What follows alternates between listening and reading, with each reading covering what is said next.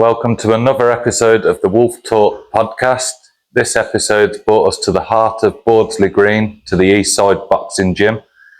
We've got a special guest giving up some of his time during his camp to come and speak to us, Tyler Rivers. Thank you for coming on, Tyler. Thanks, man. Thank you for coming.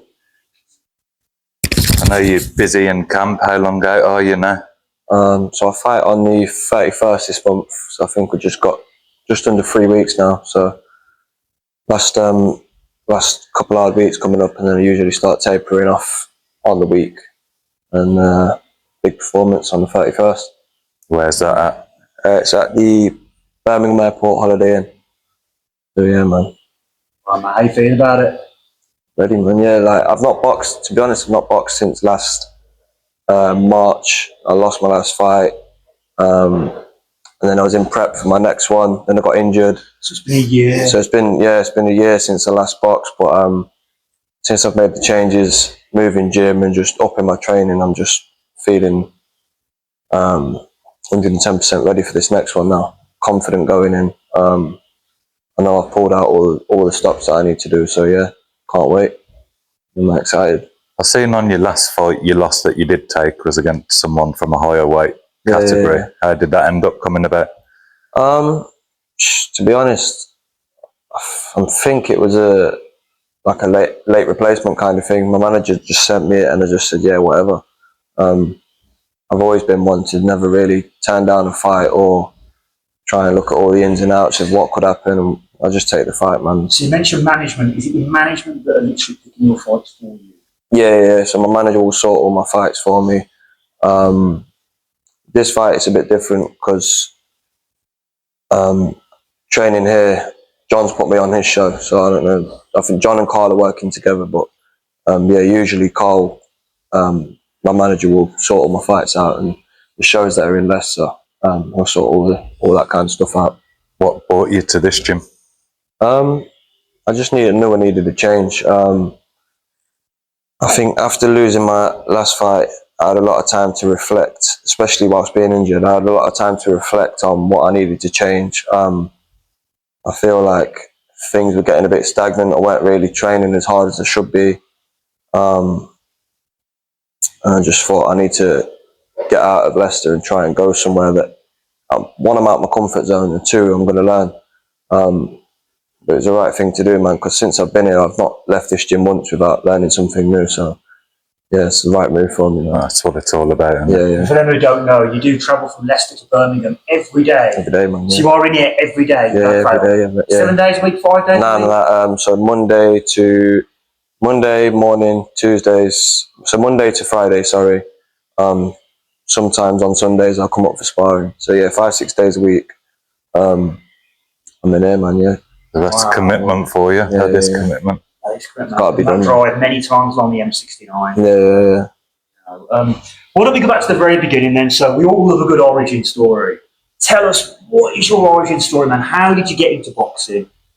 What age were you? What was the thing that made you? Was you always a fighter as a kid? Nah. To be honest, I tried a few things as a kid. You know, like the typical football, rugby, whatever. And then I may have watched a Rocky film or something and just suggested to my dad, "Oh, can I try out boxing, Dad?" How old were you then? 10. 10 years old, Yeah, man. man. You want to try boxing? Yeah. Not many 10-year-olds. No. And I think it was like, because I knew I was going into high school as well. I wanted to know how to handle myself, so I just said, "Yeah, I want to try boxing out." So my dad took me down one of the gyms by us. And I think on my first ever session there, I sparred and obviously got my head punched in. But I think from that, then it just fed a desire to just keep on going, and then it just got better and better. And They made you spar on your first session? yeah, man. You said you got your head kicked in and whatever. Yeah. That didn't put you off? Nah, like I said, I think it just fueled something inside of me to say, keep going, man, and just get the fuckers back, basically, yeah. That was when you were 10. How old are you now? So I'm turning 25 this month. Wow. Yeah, 15 years, man. Yeah. Boxing, Yeah. wow, it's a good story. Yeah. We've interviewed a lot of people, and some of the stories that we've heard of people being involved in crime and drugs, and they came from really dodgy backgrounds. That seems to be a common theme in boxing, doesn't it? They come from, what's the word? Stress, difficult upbringing. Poverty, and Are you saying that you had a normal, good upbringing where you were never involved in crime, drugs, nothing, man. clean guy, Yeah. just for love of boxing? Just a young kid that just wanted to, just try boxing, and then just, I guess you can say, just fell in love with it ever since. Never looked back. I never quit. Just carried on, man. Wow. Yeah. It's quite a simple origin story, isn't it? We meet so many people who've had these crazy, I went to prison for 15 years and I discovered meditation. You either get that, don't you, or you get, they've been bullied at a younger age, and that's drove them to it. Yeah. I think that was part of it, like, part of it was wanting to not get picked on. Like, part of it was wanting to know that if I need to, I can handle myself, and I'll be all right. So I think that was part of it, but no one ever bullied me or anything like that. I was always like breezed through school. I was all right. So yeah, I had a good life basically. Yeah. No, that's good. It's good to hear a story like that. That's how we normally hear the bad side of the tale. Yeah, we do, don't we? It's a very simple. Just wanted to box. What was it about boxing, man? I mean, you said that you had a normal upbringing. You were never a fighter as a kid. No. You were never into beating people up and No. fights. You were good. Were you a good kid at school? I wouldn't say good kid at school. Like, normal.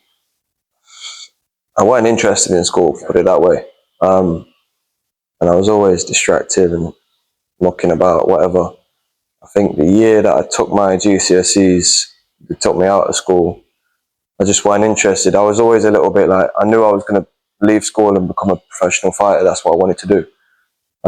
So I always had that mindset, like, no matter what, I know that I've got something I can do. And yeah, man, I just knew, like, I was never going to be an office worker or whatever, or go to uni. Was never interested in that. All I wanted to do was leave school and fight, get paid to fight, pretty much. And that's what I'm doing, man. So. Oh mate, you've got a great name, by the way. Tyler Rivers, man. That is your real name, isn't it? Yeah. A lot of people say that. Boxing name. Yeah, a lot of people say that. Name, it is. It's yeah, man. It's a really cool name. Thank you. So once you started at the age of 10, how quickly did things start moving forward in the boxing? So I started, it was like a little rundown gym around the corner from where I live. There was like trees coming through the ceiling and shit, like old school spit and sawdust gym. It was a bit of like a kind of like a white collar gym. And then I think my dad was talking to someone one day, and they suggested if he wants to take things further, to go to an amateur gym. So then from there I went to a gym called El Shilton Amateur Boxing Club, like a 30-minute drive. So again, I've always travelled to train. My dad used to take me 3 nights a week. So I had my first skills fight, so one that you don't win or lose, just to break you into the mould of being a fighter, at the age of 11. So from the age of 11, I had my first fight. 11 years old, yeah. Wow, in a ring. Literally, with a score. Yeah. How'd you get on? So a skills bout is like you don't win and you don't lose. So it's just to break you into that sort of environment. I had 2 of them, and then my first one, I think I must have still been 11. My first one I won. I think I won my first 6 or 7. And then I lost in the championships. Yeah, that was it, man. Never looked back since. Amateur-wise, how many fights have you had? I had 56 as an amateur. 56 fights, mate. Wow. 56. I won about 40, maybe 42, I don't know. I'm not sure. I've lost one of my old record books, but I'm sure it was around that number. And what was the amateur scene like? As fighters, good fighters? To me, it never really suited me because I've always took a round or 2 to warm into a fight. In the amateurs, obviously, you've only got 3 rounds, so if you took a round or 2 to warm into it and you've lost them, you've fucking lost the fight, basically. But it was never really my scene. I was never really that, how can I say it? fast, explosive, amateur sort of point scoring style. I more wanted to hold my feet and pick my shots. So I always knew I'd be more suited to the pro game. That was in school. I knew like as soon as I turned 18, that's it. I'm going to turn pro. Did you turn pro? I didn't turn pro until I was 22. I think it was. I think around the time I wanted to turn pro, COVID happened. So Wow, I needed a bit. Yeah, I needed a bit of experience. Well, to be honest, my old amateur coaches, they thought I was too young to turn pro at the age of 18, which I probably was. I don't think you're properly mature enough. You're going to be fighting men at the end of the day. But yeah, I left it till 2022, and that's when I knew like lockdown had happened. I'd had a couple of fights before lockdown, and then yeah, I just thought I'm not going to get any younger, so I need to do it now. So yeah, 2022, I turned pro. What is it that you've said one thing, but what is it that made you follow the professional route? Because it seems to be a crossroads where people get to, and it's either you follow the professional. Yeah. Is it a mindset? Is it a skill set? Is it both? I was training around pro. There was other professionals in my gym as well, and obviously seeing them fight and earn money and get the sponsors and all stuff like that, it just enticed me to want to do it more and more and more. I always knew I wanted to live this lifestyle. So, and obviously the rewards that come with it if you get your break are second to none. So, do you feel like you've got your break yet? no, nowhere near, man. Nowhere near. Nah. Hopefully, I get a Saudi call up or whatever, man. Just but yeah, not yet, man. I've only had 6 fights, and I'm still selling tickets. So it's hard, man. It's hard to sell the tickets, and then like, once you've paid your opponent, your manager, all that kind of thing, you're not really left with much. So yeah, you've more or less got to just keep racking wins up and more experience, and then hopefully one day get a call up. For 3 years, you've made a living out of professional boxing. Yeah, I got by, man. Yeah, my missus has helped me a lot as well. Yeah, we get by. You said you've got 3 kids as well, man. That's yeah, 3 kids. Man. It's almost your level, John, isn't it? Having 3 kids compared to 25. How's that being with boxing, man? How old are they? So I've got 2 boys and a little girl. My 2 boys are 8 and 5, and my little girl, she's just turned 4. Are they into boxing? My oldest boy is. My other boy, he likes football. And my little girl, she likes watching me train and that, but no, I'll never let her box, man. But don't get me wrong, I'll make sure they all know how to fight. I'll make sure they all know how to defend themselves, because I want them to grow up the same way as I did. Going through school, I don't want them to think, oh, what if this happens and so does this. I want them to know that no matter what happens, they're going to be good in any situation. Oh, man, what's it like being hard at school, man? Remember the day, you know what I mean? If we go back in time, man, I'd love to get into something like that at the age of 10, 11. I had a cushy upbringing, but being hard at school. John, you were solid at school, man. No, I wouldn't say that. I've been into martial arts and boxing since I was young. My injuries finished my career off before it ever really got started, so something that I never had to struggle through. But you're saying about going through, for people that are interested in getting involved, how hard is that going through that early stage, trying to scrape by and make money? How hard is it? Yeah, very, because like I said, like so when you turn pro, you got to pay your license fee. That's about 180, or it might have gone up now. 180 quid. You got to have your brain scans. They're 600 quid. How often do you have brain scans? Just once a year. Once a year? Yeah, once a year. Brain scans, your medicals, they're about 230, I think. You're looking at £1.5 grand before you've even boxed, sold any tickets or whatever. Fortunately, when I first turned pro, I was seeking sponsorship, and I had a couple of businesses that are still with me now that was happy to chip in and help me pay for all that private healthcare. But yeah, I think starting off, if you've not got that support and sponsors and whatnot, it's very hard, because where are you going to find that kind of money from? Besides someone's business in whatever way I can, really. On my fight shorts, my t-shirts, training kit, social media. I'll mention my sponsors in this, just wherever I can to promote them. Do you want to give your sponsor a plug now if you want to for the camera? Yeah, I'll have to get my list up, man, because I've got You've got that many? Yeah, I've got quite a lot, man. Big shout out to Prem Floor UK, All Star Paintworks. Who else we got? Joe Monk Paintless Dent Removal, Neil Burke Joinery, Connect Sports Massage, the Athletic Campus, that's my strength conditioning coach. Empire Pro Tape, they sort all my gloves and tape out, bandages and whatnot, keep my hands safe. Yourself, Nature Wolf CBD. Luke Leicester, you know the clothing brand Luke? Yeah. So they've got the High Cross store in Leicester, they sponsor me as well, so they just sort me out with clothes and whatnot, training bits and that.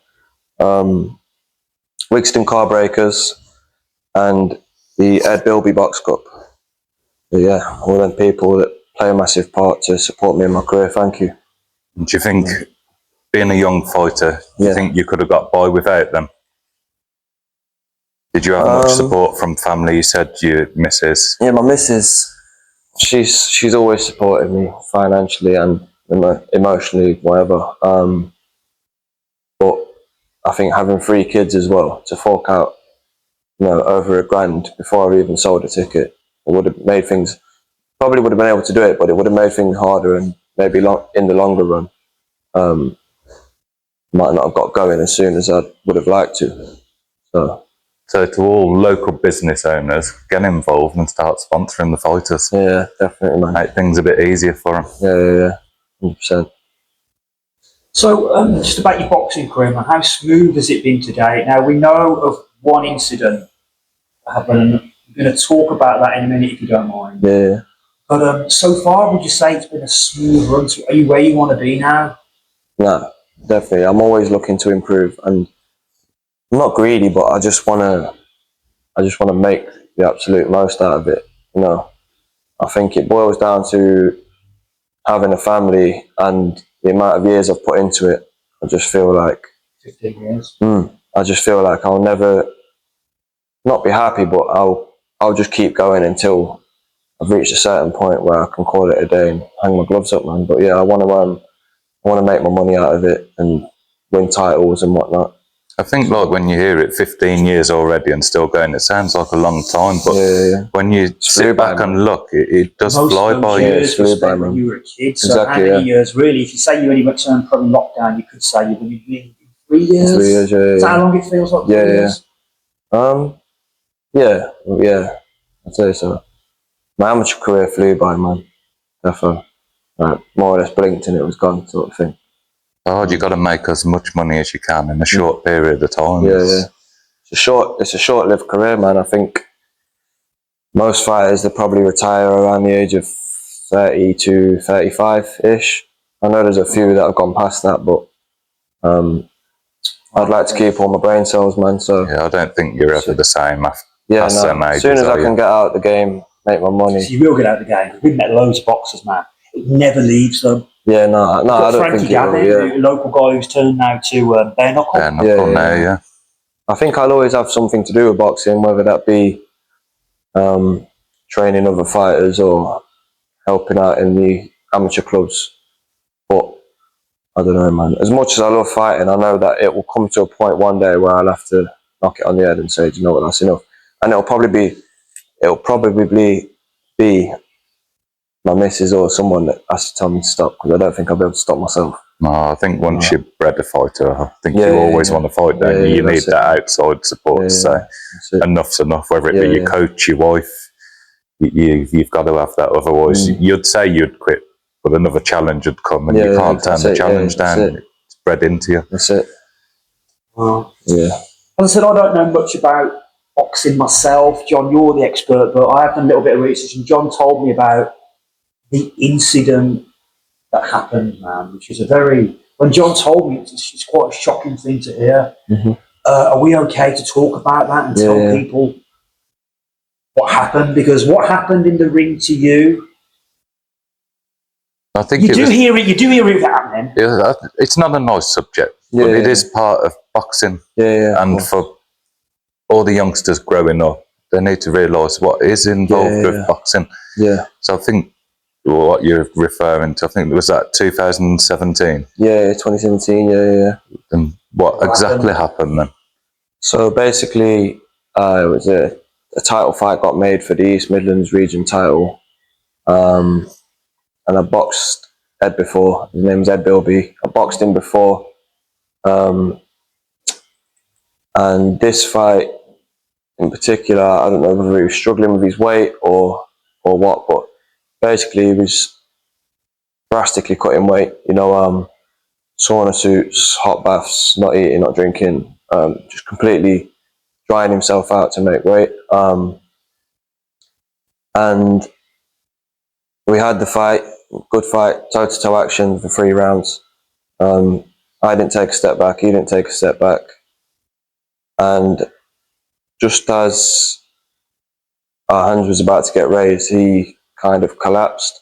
Like I said, I don't want to try and say what happened because I'm not 100% sure. I've never really liked to have read into it or whatever, but I'm sure his heart packed in, and he passed away later on in hospital. Wow. I think it was due to not having enough water, something like that. Like I said, I never really wanted to read into it and relive that, but I am getting better at talking about it. And if there's any kids out there like that I see that are doing that kind of thing, like cutting weight like that, I'll try and steer them in the right direction and just try and give them the right advice. Is there anything that could change within the boxing world that could help situations like this? I think just like the weights? Yeah, I think the weights. I think on especially for professionals, it's a bit different. Look at Chris Eubank, the way he was cutting weight the other day. It's not healthy, but I don't think that will ever change. But I think for the amateurs, they're only kids. You should only be able to lose a certain amount in a certain amount of time, whatever. But yeah, no, it's Just not. to reiterate, you had a fight with someone. As the winner was about to be announced, your opponent collapsed, was rushed to hospital, and you later died. When did you find out? Yeah, he passed away. Yeah. I think as soon as he collapsed, I knew it wasn't going to be good news. How did you feel, man? I'm sorry to read this. No, it's cool.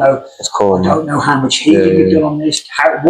Basically, what I want to know is what kind of effect does that have on you? Did he have on you as a fighter? Because obviously, we know for the family, it's a horrific effect. Mm-hmm. But I don't think anybody ever focuses in on the fighter standing the other side. Yeah, no.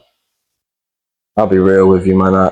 After that happened, I did pack in for a few months, just a few months. I never really had any, what do you call it,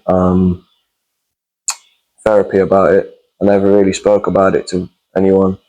Just kind of got on with it on my own.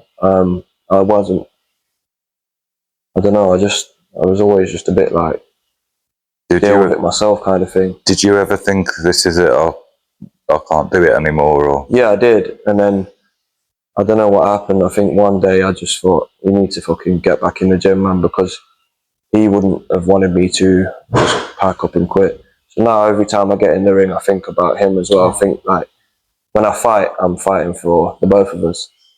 So yeah, man. No, it's good. I say it's a horrible subject, but there's a lot of youngsters out there that have been through that. I mean, wow. As I said, you don't know exactly what happened. You're not a doctor, but I mean, you died after having a fight with you, man. Like, did you feel guilty yourself? Obviously, you both make your own mind up. You both went to the fight. Yeah. You know the risks. This is boxing. Yeah. Did you feel guilty? Did you? Obviously, it's not your fault. Yeah. I think I did at first because I wasn't sure on what had happened. But even today, I still speak to his mom and his brothers. They're all cool, man. Best people ever. He never held it against you. No, never, not once. No, never, not once. I'm sure I spoke to his mum a couple of days after it happened. they've all been very supportive. But you know, I never really felt. I did it first, but then like, as I got told what had happened and more reassurance I got, I dealt with it better. But I still couldn't help but feel like, you know, why did that have to happen? You know what I mean? Do you think there could be any more rigorous? I know there's testing in boxing and tests you have to go through, but do you think they could be a bit more rigorous, or do you think certain things are just going to slip by forever? I think it has got better. On the night, there wasn't no paramedics. It took them 17 fucking minutes to get to the venue. Wasn't no defibrillators, is it? Yeah. Wasn't none of that there. Now at every show, there's paramedics, there's defibrillators, so that changed a lot for amateur boxing. As far as the weight cuts go, I think it's because it's all done behind closed doors. It's hard to sort of track what's going on. It's more of a personal thing, isn't it? I think it's just a good job now that them kind of procedures are put in place. You know, you've got the paramedics there. You know, everything's sort of there just in case anything did go wrong. They've got the best chance at saving someone's life. That's good. That's good. You know? You managed to bounce back from that. Mm-hmm. You said that was in 2017, so a lot of time has gone. You said you still think about it every day. You fight for yourself. And Ed. Yeah, man.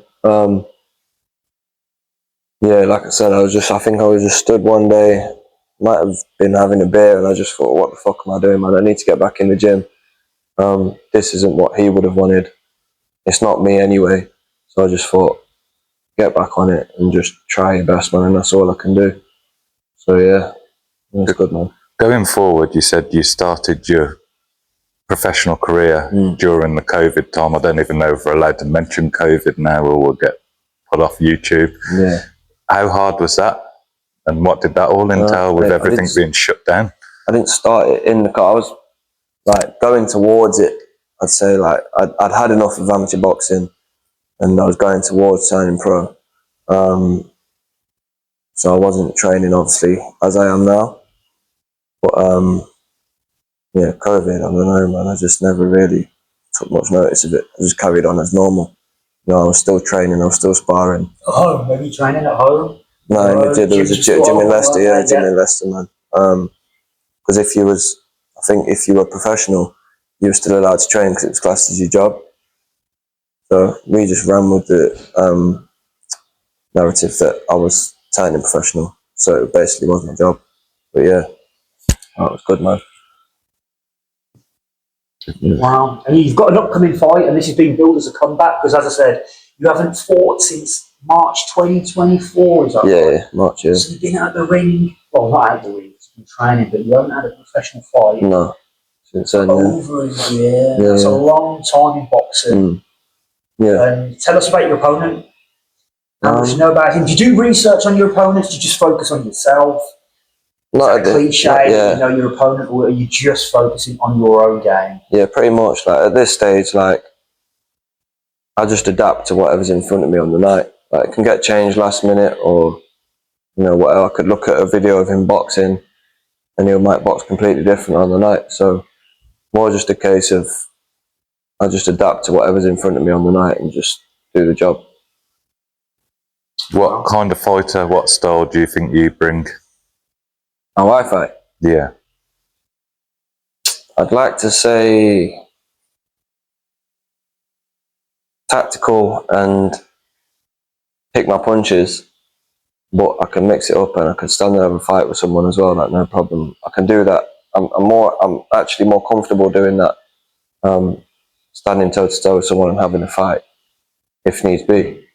But I'll always try and box my way into the fight first. And if things get ugly, man. So don't bother me. Yeah.